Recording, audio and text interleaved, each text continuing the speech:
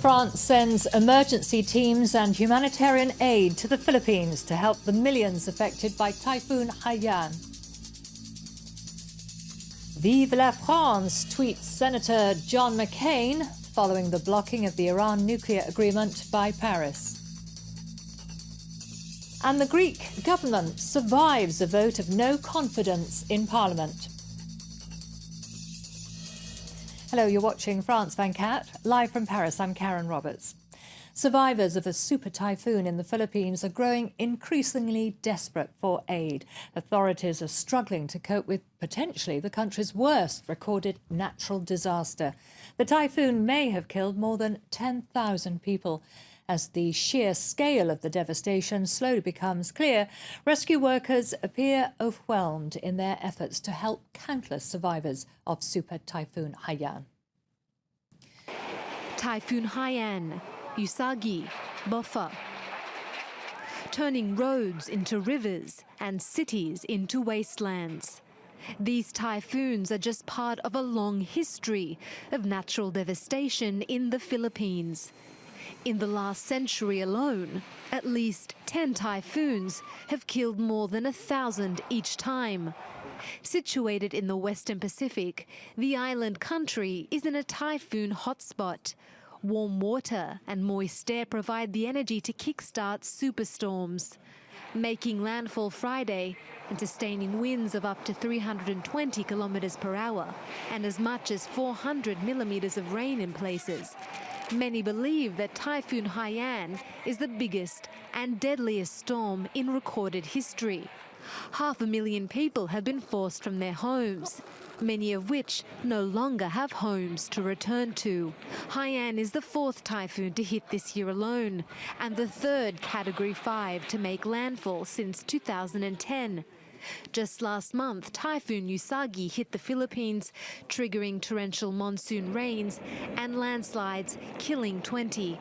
It was almost a year ago that Typhoon Bopha ravaged parts of the southern Philippines, leaving at least 1,900 people dead. And to make matters worse, the Philippines also sits in the Ring of Fire, a vast Pacific Ocean region where many of the Earth's earthquakes and volcanic eruptions occur. With waves up to 5 meters high, Typhoon Haiyan has been a painful reminder of the 2004 tsunami, which sprung from the largest ever recorded earthquake off the coast of Indonesia, killing over 230,000 in 14 countries. Well, humanitarian organisations across France are springing into action following Typhoon Haiyan. Emergency teams are heading into the disaster zones to help the millions of people affected there. Calvin Ng has more. Heading to the devastated city of Tacloban in the Philippines. It's a new mission for these firefighters from Limoges in central France. They have experience working in the most extreme conditions, like the 2004 Asian tsunami. We're leaving with material to help the victims, medical equipment, 2 emergency hospital posts. We're bringing electricity, food and water supplies to be completely self-sufficient in the disaster zones because there's nothing left. We're also bringing filtering units to make about 4 meters cubed of drinking water an hour. Drinking water is desperately needed for millions of people affected by Typhoon Haiyan. It's one of the priorities of this NGO Action contre la faim, Action Against Hunger. We hope to send non-food aid as soon as possible. Tarpaulins, body hygiene kits, or even kits for people to cook and build shelter. In any case, we can't wait until we get a large supply of aid. Other essential help is being organised too. Télécoms Sans Frontières, or Telecoms Without Borders, specialises in re-establishing telecommunications. The first reports from the field suggest they have a huge task ahead. The overall situation is very bad. All the infrastructure has been destroyed. It's very hard just finding food and water. Humanitarian organisations across France are launching into action. Teams are being reassigned and sent to the disaster zones in the Philippines. In Syria, the Western-backed Syrian opposition has agreed to participate in international peace talks in Geneva. That's according to a statement from the Syrian National Coalition. The statement, translated from Arabic, outlined conditions that must be met before the talks, which aim to end Syria's 2.5-year civil war, and the affirmation that any international conference must result in a political transition. Meanwhile, forces backed by Lebanese Hezbollah militants have recaptured an army base from rebels. According to state media and activists, President Bashar al-Assad's forces were in full control of the 80th Brigade base, which lies just a few hundred metres north of Aleppo airport. Our correspondent in Beirut, Lucy Fielder, has more. Brigade 80, as you say, was a key strategic prize. It was taken by the rebels back in February, and the government retook it last week. Since then, it's switched hands a couple of times, of course, reflecting its importance. This is the main base that protects the Aleppo International Airport. So this is a very key victory for the government, but it's not at all clear that the battle is entirely over, although this victory has been confirmed by both sides. This has been an ongoing target for the rebels. It's one of their main goals. I think it's very likely that they'll attack again. We know that 3 of the main Islamist brigades were involved in this attack, the Islamic State for Iraq and the Levant, and Nusra Front, and also another group called the Islamic Tawhid. So very powerful brigades. They control parts of the countryside nearby, and I think it's very likely that they'll try again. Now, the government holds most of the Aleppo central town, the rebels the area around, so it's a very divided area, and that's another reason that this is extremely important, an extremely important goal for both sides.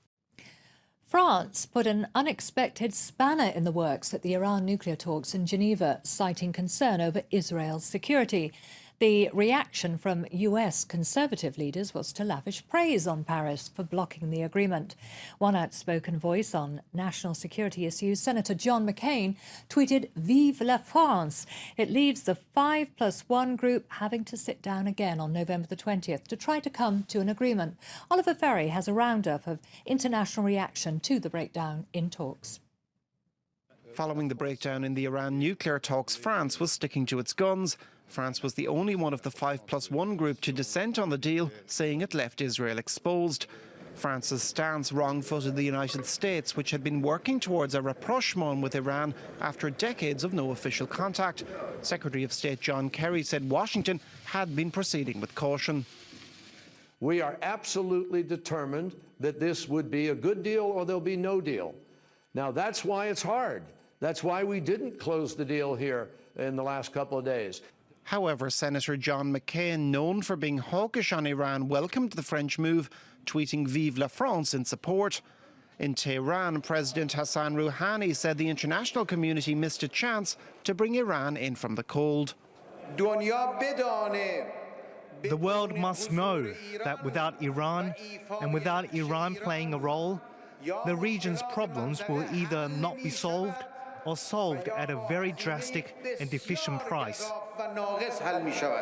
Israeli Prime Minister Benjamin Netanyahu was opposed to any deal that would leave Tehran with the capability of producing nuclear weapons, and added he didn't see the rush to come to an agreement. I hope they will reach a good agreement, and we will do everything in our power to convince the governments and the leaders involved not to settle for a bad agreement. Further talks are due to take place in Geneva on November 20th, by which time French President François Hollande will have completed a 3-day state visit to Israel. Staying with Iran, the Deputy Minister of Industry, Safdar Ramatabadi, has been shot dead in Tehran. Iran's official news agency quoted police as saying they believe the Deputy Minister was shot by someone travelling with him in his car. No group immediately claimed responsibility. This is the second attack in recent days on a government official in Iran. Greece's government has survived a vote of confidence over no confidence over its handling of a raid on the headquarters of the country's defunct state broadcaster.